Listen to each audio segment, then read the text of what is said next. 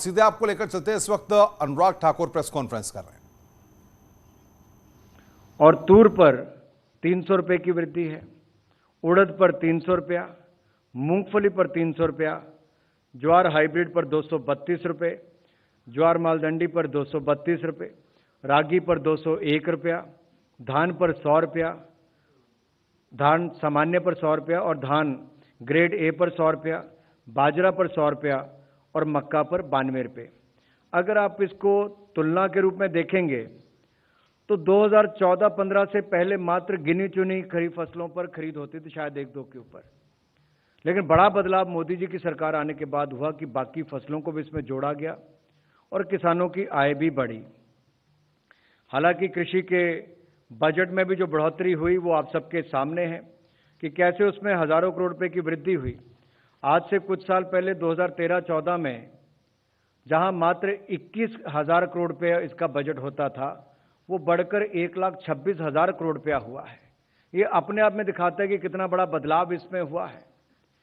और अगर मैं इसको थोड़ा सा आपको विस्तार में और बताऊं, ये जब हम 1.5 गुना की बात करते हैं मैं उस पर भी आऊंगा, लेकिन उत्पादन लागत में परसेंटेज वाइज अगर मैं आपको बताऊं तो तिल में 50%, मूंग पर 50%, सूरजमुखी बीज पर 56%, राम तिल पर 50%, कपास मध्यम रेशा पर 50%, सोयाबीन पर 53%, तूर पर 60%, उड़द पर 59%, मूंगफली पर 51%, ज्वार हाइब्रिड पर 50% और रागी पर 50%, धान पर 50%, बाजरा पर 85% और मक्का पर 50%। तो 50% से ऊपर ही सारे हैं। लेकिन कुल मिलाकर अगर देखा जाए तो 8 फसलों में तो कम से कम 1.5 गुना है ही।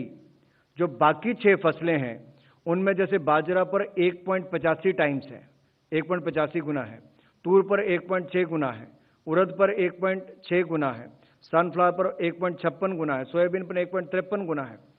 तो कुल मिलाकर इस पे लगातार इसको बढ़ावा देने का काम किया, किसानों की आय भी बढ़ी और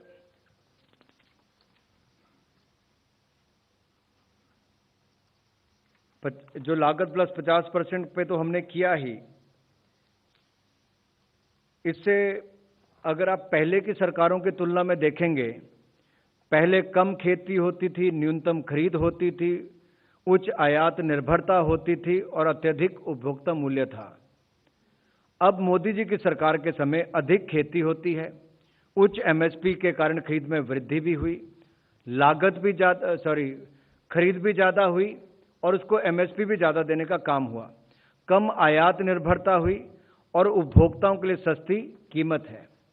अगर आप एक्सपोर्ट्स भी देखेंगे तो आज तक का सबसे ज्यादा एग्रीकल्चर एंड एलाइड एक्सपोर्ट्स, ये 50 बिलियन यूएस डॉलर से ज्यादा का हुआ है।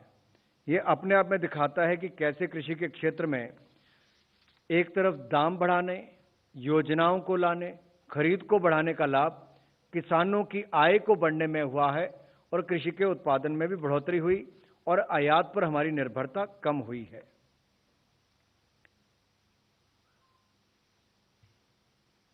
फसल विविधीकरण को प्रोत्साहन देते हुए सरकार ने जहां दलहन, तिलहन और पोषक अनाज फसलों के लिए एमएसपी की दरों में ऐतिहासिक वृद्धि की थी, उसमें आप देख सकते हैं इनसे किसानों की आय में भी वृद्धि हुई है, उनकी खरीद भी कई गुना ज्यादा बढ़ी है।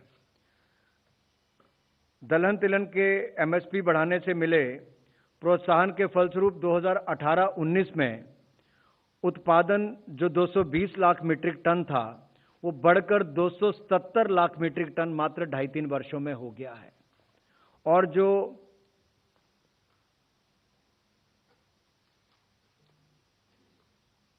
जो 315 लाख मीट्रिक टन था वो बढ़कर 385 लाख मीट्रिक टन हो गया है।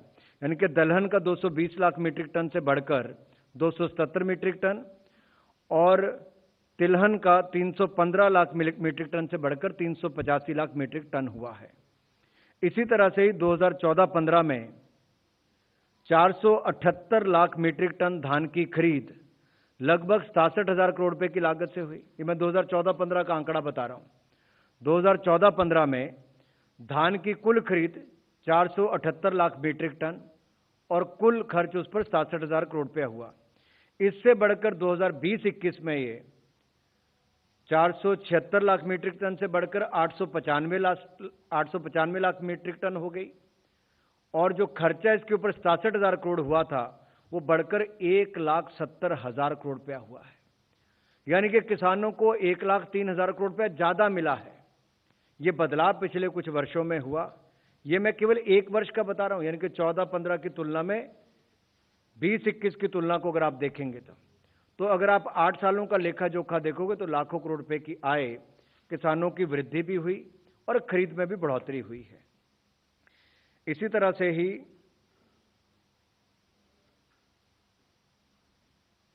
बाकी दाम मैंने आपको बता दिए। अगर आप तुलना चाहोगे तो मैं आप 2014-15 की तुलना से लेकर अब क्या दाम हुए हैं, मैं वो भी आपके अगर चाहो तो जानकारी के लिए बता दूं। 2014-15 में तिल 4600 रुपये, तो आज बढ़कर वो 7830 रुपये हो गए। मूंग 4600 रुपये, तो आज बढ़कर 7755 रुपये इसकी एमएसपी होगी। आप कल्पना कर सकते हैं कितना बड़ा बदलाव आया है। यानी कि तिल